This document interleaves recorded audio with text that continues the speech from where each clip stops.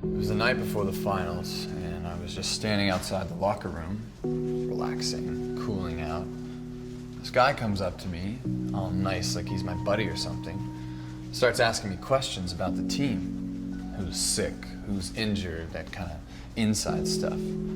I kept my mouth shut though, because I got a weird vibe like he was looking for something. Another time, this guy chats me up at a bar and offers money. A lot of money, so that got my attention.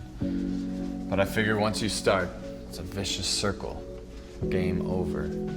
So no, I'm not gonna ruin my career. You want my advice? If someone approaches you looking to help fix a game, think hard about the consequences. It's your career, your family. Speak out. Tell your coach or your sports federation, but speak out. Whatever you do, be smart. Play your own game.